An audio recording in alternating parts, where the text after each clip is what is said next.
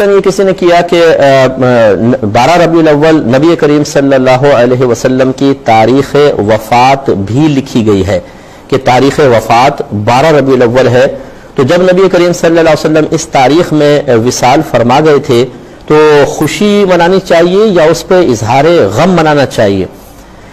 اس کا جواب یہ ہے کہ بالفرض ویسے تو اس میں اختلاف ہے کہ نبی کریم صلی اللہ علیہ وسلم کا وصال 12 تاریخ کو ہوا تھا کہ نہیں ہوا تھا. یہ تاریخ کی بات ہے اور اس میں علماء کا اختلاف بھی موجود ہے. اور فرض کر لیں کہ ہم مان لیتے ہیں کہ یہ 12 ربیع الاول ہی نبی کریم صلی اللہ علیہ وسلم کی تاریخ وفات ہے.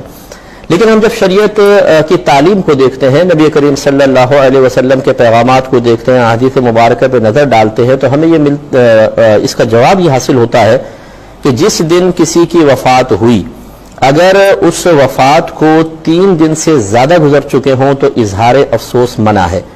بخاری کی روایت رحمت کونین صلی اللہ علیہ وسلم نے ارشاد فرمایا کہ کسی عورت کے لیے حلال نہیں، جائز نہیں کہ وہ کسی کی بھی موت پر 3 دن سے زیادہ سوگ منائے. ہاں، وہ شوہر کی موت پر 4 ماہ 10 دن سوگ منائے گی. تو یہ ویسے تو عورتوں کے بارے میں، لیکن مطلقاً علماء نے فرمایا کہ یہ پیغام ہر ایک کے لیے ہے کہ 3 دن گزر جائیں تو پھر کسی کا سوگ نہیں منایا جائے گا. لہذا معلوم ہوا کہ سوگ منانا تو نبی کریم صلی اللہ علیہ وسلم نے منع فرما دیا. اب سوال یہ پیدا ہوتا ہے کہ کیا 12 ربیع الاول کو خوشی منانا جبکہ وہ تاریخ وفات بھی ہو یہ جائز ہے؟ تو اس کا ثبوت بھی حدیث سے موجود ہے کہ جی ہاں یہ بالکل جائز ہے.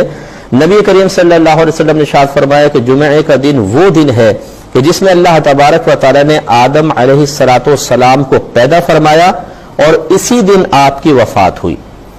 یہ دیکھیں، وفات کا ذکر کیا. اور اب دوسری حدیث میں نبی کریم صلی اللہ علیہ وسلم ارشاد فرما رہے ہیں کہ اللہ تعالیٰ نے جمعے کو مومنین کے لیے عید کا دن قرار دیا ہے. اب آپ اندازہ کر لیں کہ آدم علیہ السلام فوت ہو رہے ہیں، جس دن اللہ تعالیٰ اسے عید کا دن قرار دے رہا ہے. اور عید کے دن آپ کو پتہ ہے کہ خوشی کا اظہار ہے. عید کے دن خوشیاں لوٹ کے واپس آتی ہیں، اس لیے یہ عید عود سے نکلا ہے، بعض نے یہ کہا.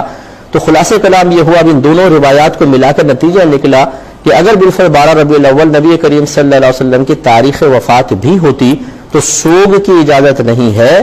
ہاں، چونکہ یہ آپ کی تاریخ پیدائش بھی ہے، اس میں بہت سارے علماء جمہور اس پر ہیں، بلکہ